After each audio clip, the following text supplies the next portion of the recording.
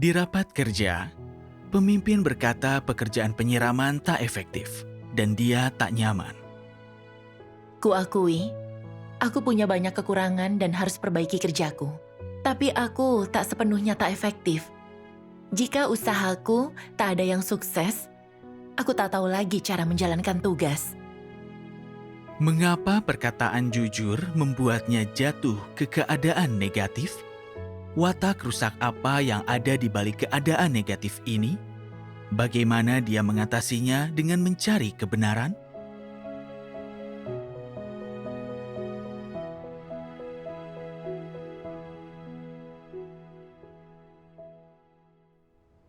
Aku menyirami petobat baru selama 2 tahun terakhir. Suatu kali, pemimpin bahas pekerjaan dengan kami. Katanya, setelah amati pekerjaan kami, dia lihat beberapa penyiram tak paham esensi masalah petobat baru dan tak mengatasi masalah mereka. Hanya memberi semangat dan saran. Sehingga mereka tak rutin hadiri pertemuan dan penyiraman jadi tak efektif. Ini artinya penyiram tak memenuhi fungsinya. Mendengar ucapan pemimpin, aku kecewa. Tak efektif, tak memenuhi fungsinya. Kata-kata ini sulit ku terima. Membuatku sedih dan murung. Sudah lama aku menyirami petobat baru. Yang pemimpin katakan pasti termasuk aku. Kupikirkan kerasnya usahaku menyirami dibanding pekerjaan lain. Dan tekunnya aku saat menghadapi petobat baru. Aku sungguh merenungkan keadaan dan kesulitan mereka dan menawarkan persekutuan. Kadang petobat baru punya banyak alasan tak datang pertemuan. Atau sebagian diantaranya marah dan tak balas pesan. Meski sulit menerima, lewat doa dan firman Tuhan, aku rela meninggalkan diri. Meski tak pandai bicara, aku berusaha atasi rintanganku. Apapun perlakuan petobat baru padaku, kubantu dengan kasih dan kesabaran. Kurasa usahaku sudah maksimal. Meski tak sangat efektif setidaknya, ku telah berusaha perbaiki pekerjaan. Dan kata petobat baru, aku membantu. Tak pernah kusangka pemimpin anggap usahaku tak efektif atau tidak memenuhi fungsi. Setelah pertemuan usai, ku ingin menangis. Aku langsung merasa hampa dan diliputi emosi negatif berpikir. Kuakui, aku punya banyak kekurangan dan harus perbaiki pekerjaanku. Tapi aku tak sepenuhnya tak efektif. Ini sudah usaha terbaik, mengapa tak diakui? Jika tak ada yang berhasil, aku tak tahu lagi cara menjalankan tugasku. Mungkin aku tak cocok menyirami petobat baru. Jadi, aku dalam keadaan negatif, tak termotivasi melakukan tugas. Sebelumnya, saat ada petobat baru yang tak datang, aku sangat khawatir dan cemas, dan langsung menanyakan alasan mereka. Setelah dengar masalah dan kesulitan mereka, aku berusaha bersekutu dan membantu. Tapi kini, saat lihat petobat baru tak datang, aku tak cemas. Aku acuh tak acuh saat bertemu, dan tak memikirkan cara bersekutu yang efektif. Biar orang lain saja yang menyirami petobat baru bermasalah. Kurasa karena persekutuanku tak efektif dan tak atasi masalah, mengapa harus tekun dan proaktif? Tak ada yang peduli pemikiran dan pengorbananku. Jadi apa gunanya? Dari luar, aku melakukan tugas seperti biasa. Tapi aku tak terlalu peduli dan hatiku jauh dari Tuhan. Tak ada yang bisa kusebut di doa, tak ada niat berusaha. Keadaan negatif dan tak peduli ini pasti menghambat pekerjaanmu. Ya, benar sekali. Jadi bagaimana caramu mengatasinya? Setelah baca satu bagian firman Tuhan, aku mulai paham keadaan negatifku. Tuhan berfirman, Banyak orang saat melaksanakan tugas punya motivasi dan ketidakmurnian. Mereka selalu berusaha menonjolkan diri, selalu ingin dipuji dan didorong. Jika mereka bekerja dengan baik, mereka selalu ingin mendapat imbalan dan penghargaan. Jika tak ada penghargaan, mereka acuh tak acuh menjalankan tugasnya, dan jika tak ada yang mengawasi atau mendorong, mereka pun pasif. Mereka selabil anak-anak. Apa yang terjadi? Mengapa orang seperti itu tak pernah menepikan motivasi dan ketidakmurnian ini? Utamanya karena mereka tak menerima kebenaran. Sehingga, meski kau mempersekutukan kebenaran, mereka tak mampu mengesampingkannya. Jika ini tak pernah diselesaikan, seiring waktu, orang akan menjadi pasif, makin acuh tak acuh terhadap tugas. Membaca firman tentang dipuji atau diberkati, mereka jadi agak bersemangat dan termotivasi.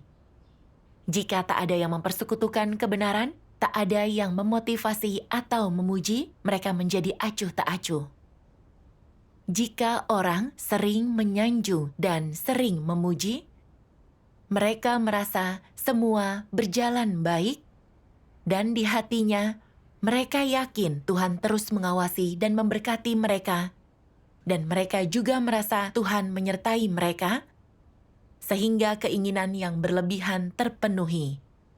Saat keterampilan dan bakat dipakai sepenuhnya, ini memberi martabat, dan mereka bahagia hingga melompat di jalan, wajah mereka berseri. Apakah ini efek mengejar kebenaran? Tidak. Ini keinginan mereka yang terpenuhi. Watak apa ini? Ini kecongkakan. Mereka tak punya kesadaran diri, melainkan keinginan berlebihan. Menghadapi kesengsaraan atau kesulitan, atau jika harga diri dan kesombongan tak terpenuhi, atau kepentingan mereka dirugikan, mereka jadi lumpuh oleh kepasifan. Sebelumnya mereka setinggi raksasa, tapi langsung berubah menjadi tumpukan lumpur. Luar biasa, berbeda. Jika mengejar kebenaran, bagaimana mereka bisa secepat itu menjadi lumpuh? Jelas, orang yang ditopang semangat, keinginan, dan ambisi adalah orang lemah. Saat menghadapi kemunduran atau kegagalan, mereka lumpuh. Melihat imajinasi mereka sia-sia dan keinginan tak terpenuhi, mereka kehilangan harapan dan langsung jatuh. Ini menunjukkan betapapun bersemangatnya melaksanakan tugas, ini bukan karena paham kebenaran. Itu dilakukan dengan harapan diberkati dan karena semangat. Betapapun bersemangatnya atau sebanyak apapun doktrin yang dikotbahkan, jika tak mampu menerapkan kebenaran atau melaksanakan tugas sesuai prinsip, jika hanya mengandalkan semangat, mereka takkan mampu bertahan lama. Dan saat menghadapi kesengsaraan atau bencana, mereka takkan mampu teguh dan akan jatuh. Amin. Firman-Nya menjelaskan keadaanku. Sebelumnya aku tekun melakukan tugas. Sebanyak apapun kesulitan atau kekuranganku, aku bersedia mengatasi dan rela bekerja keras. Saat alami kemunduran, aku bertahan dan terus berusaha. Jadi mengapa kini aku tak bisa kumpulkan kekuatan? Ternyata itu karena beban dan ketekunanku di masa lalu hanya untuk memenuhi keinginanku dan bukan melakukan tugas demi Tuhan. Aku termotivasi saat dipuji orang. Tapi saat dipangkas dan ditangani, aku jatuh ke kenegatifan. Aku merasa usahaku gagal semua. Aku jadi pasif dan malas melampiaskannya pada tugas. Dan bahkan menyesal menerima tugas ini. Aku tak punya hati nurani. Sebenarnya, aku beruntung saat menyirami petobat baru. Aku lebih tahu cara atasi masalah dengan bersekutu tentang kebenaran. Sebelumnya, aku harus dibantu dan ditolong orang lain. aku tak terbebani atau berpikir keras. Dengan menyirami petobat baru, aku belajar berpikir bertanggung jawab dan lebih dewasa. Semuanya manfaat nyata.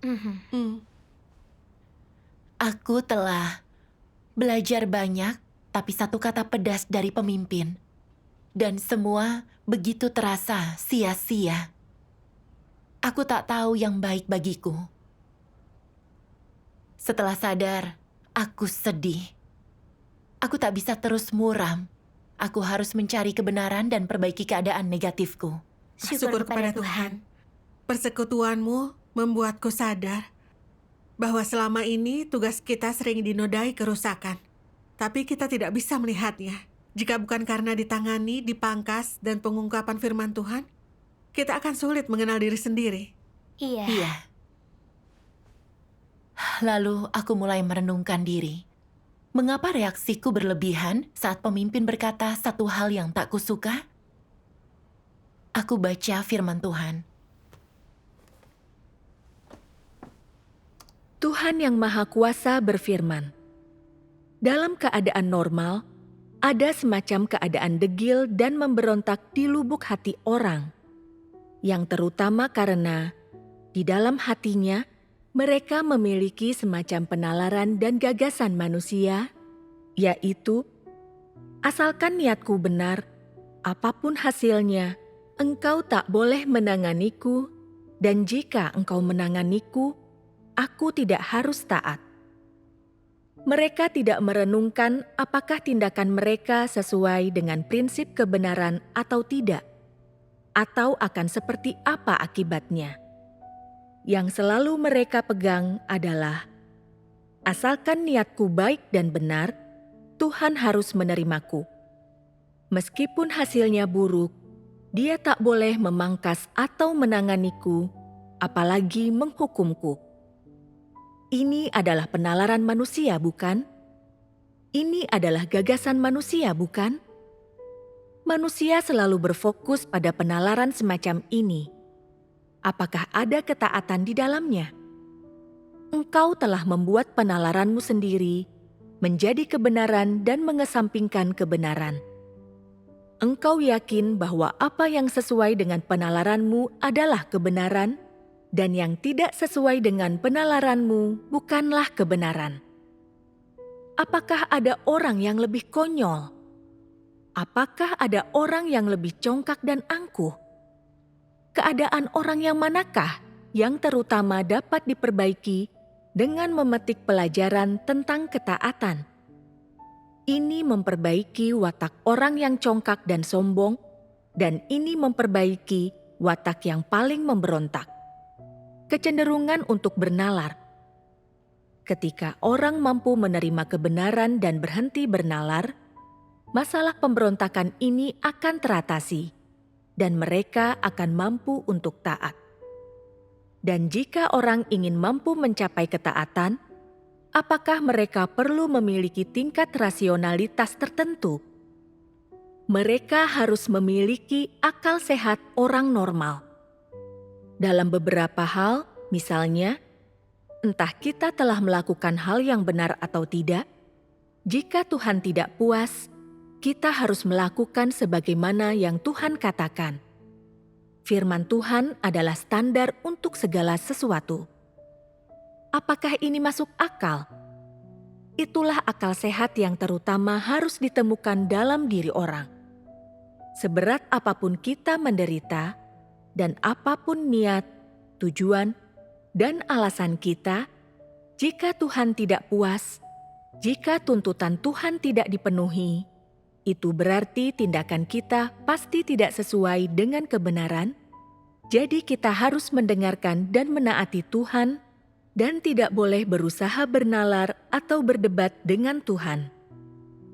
Jika engkau memiliki rasionalitas seperti itu, jika engkau memiliki akal sehat orang normal, akan mudah menyelesaikan masalahmu, dan engkau akan benar-benar taat, dan keadaan apapun yang kau hadapi, engkau akan mampu untuk taat, dan tidak akan menentang tuntutan Tuhan, engkau tidak akan menganalisis apakah yang Tuhan tuntut itu benar atau salah, baik atau buruk, engkau akan mampu menaatinya. Sehingga dengan demikian keadaan bernalar, kedegilan, dan pemberontakanmu dapat diatasi. Apakah setiap orang memiliki keadaan yang memberontak ini di dalam diri mereka? Keadaan ini seringkali muncul dalam diri orang, dan mereka berpikir dalam hati, selama pendekatan, pendapat, dan saranku masuk akal, meskipun aku melakukan segala sesuatu secara salah, aku tak boleh dipangkas atau ditangani, dan aku boleh menolak untuk dipangkas atau ditangani. Ini adalah keadaan yang biasa ada dalam diri orang dan merupakan kesulitan utama dalam diri orang yang tidak mampu menaati Tuhan. Jika orang benar-benar memahami kebenaran, mereka akan mampu secara efektif memperbaiki keadaan memberontak semacam ini. Sebanyak apapun orang berusaha bernalar, ini bukanlah kebenaran. Orang yang tidak memiliki kebenaran selalu berusaha bernalar dengan Tuhan, dan sangat sulit bagi mereka untuk taat. Amin. Amin. Setelah baca firman Tuhan, aku paham alasan kenegatifanku. Alasanku jadi negatif setelah dengar pemimpin bilang ada penyiram tak efektif karena watakku keras kepala, congkak, dan tinggi hati. Saat pendapat orang tentangku tak kusuka, sulit bagiku untuk terima dan tunduk. Meski tak berani membantah, hatiku menolak. Aku pikir, aku telah berusaha menyirami dan melakukan yang terbaik. Bagaimanapun, aku hanya ingin jalankan tugas dengan baik. Selama aku berniat baik, bekerja keras dan berkorban, tak ada yang bisa berkata, aku tak efektif. Itu tak adil bagiku.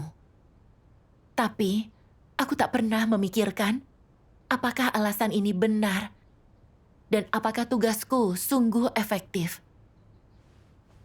Meski aku berusaha, karena tak paham kebenaran dan tak berpengalaman, saat petobat baru punya masalah di hidup atau pekerjaan, aku hanya bisa memberi doktrin untuk dorong mereka.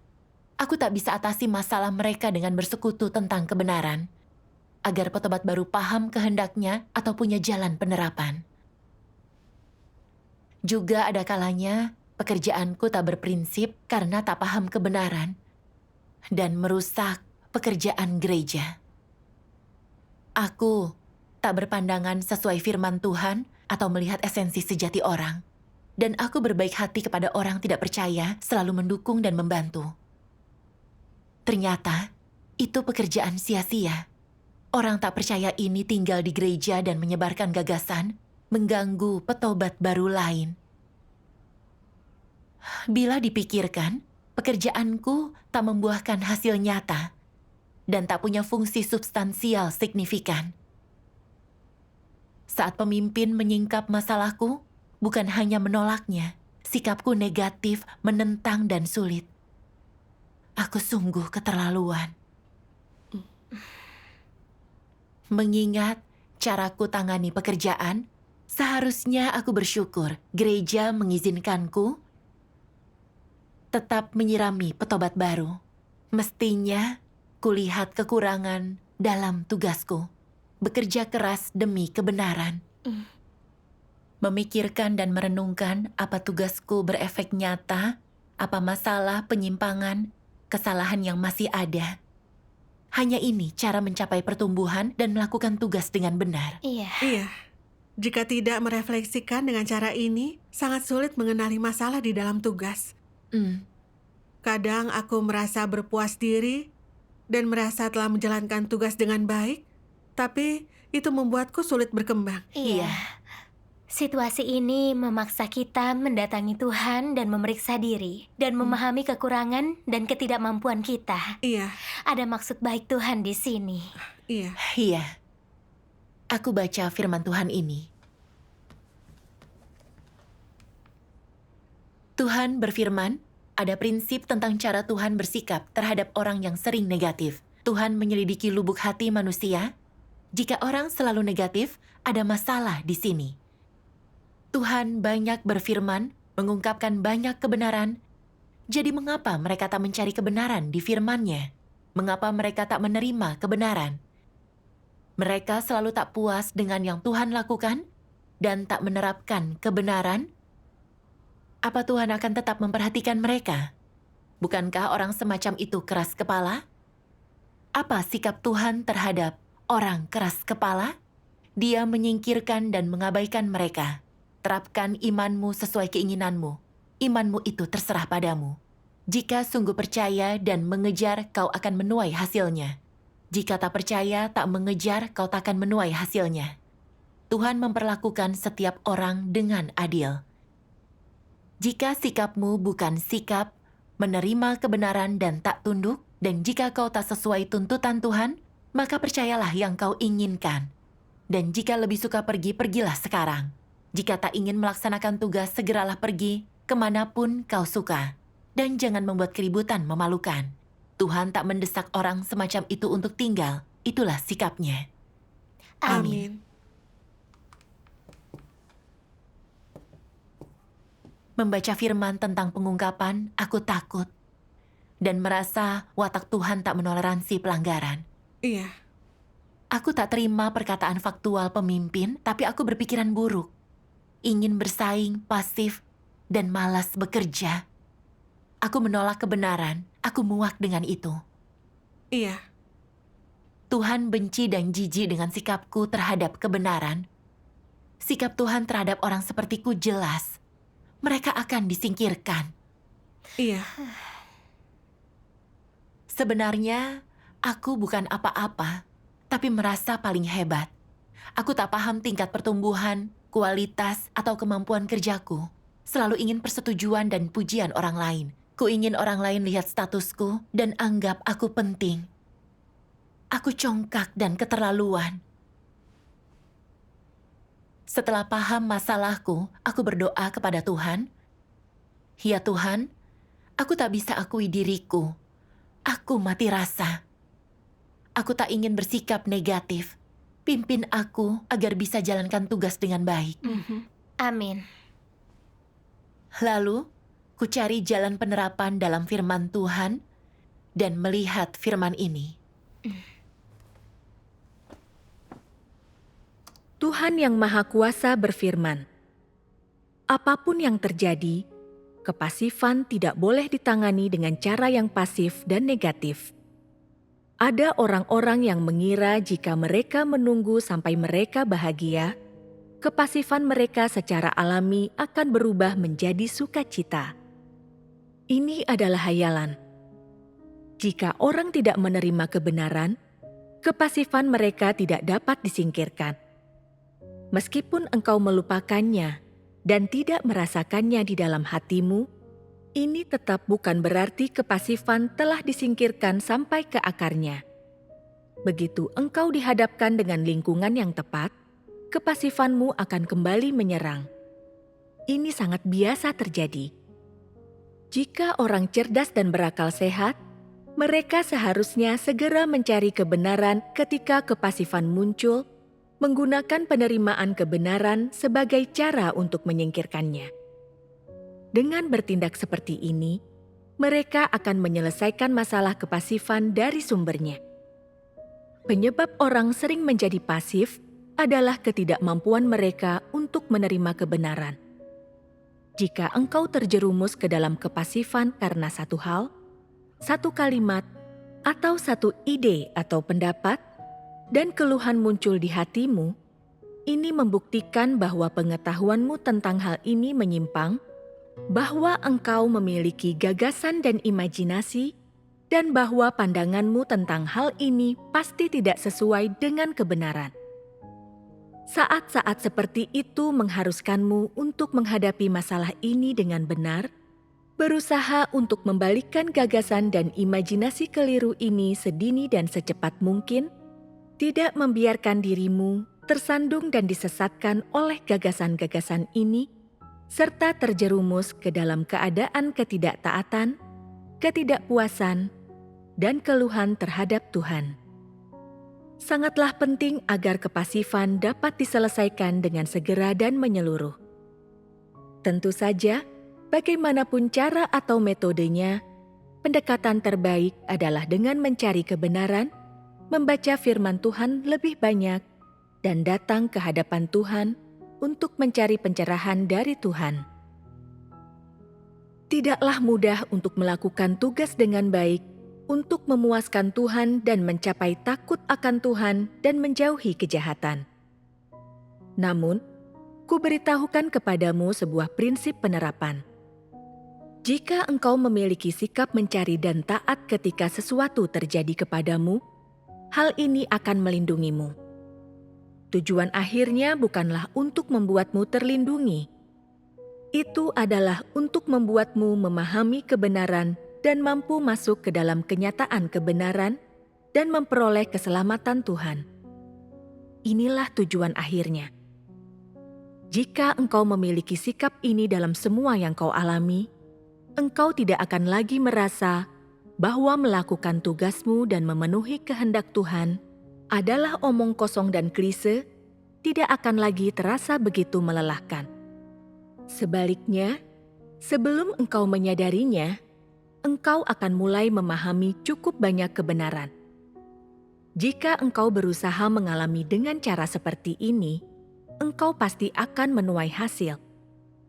Siapapun dirimu, berapapun usiamu, betapapun terpelajarnya dirimu, seberapapun lamanya engkau telah percaya kepada Tuhan, atau tugas apapun yang kau lakukan. Asalkan engkau memiliki sikap yang mencari dan tunduk, asalkan engkau mengalami dengan cara seperti ini, maka pada akhirnya engkau pasti akan memahami kebenaran dan masuk ke dalam kenyataan kebenaran. Amin. Amin. Firman-Nya menawarkan jalan penerapan. Iya, Saat hadapi pertentangan pandangan atau yang membuatmu negatif, kau harus segera berdoa, cari kebenaran, dan bersikap taat. iya.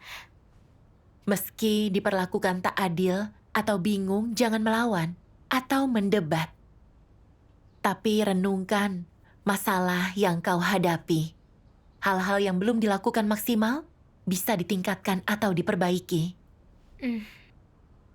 Meski tak langsung mengenali, kau harus cari dan baca firman yang sesuai atau bersekutu dengan yang paham kebenaran.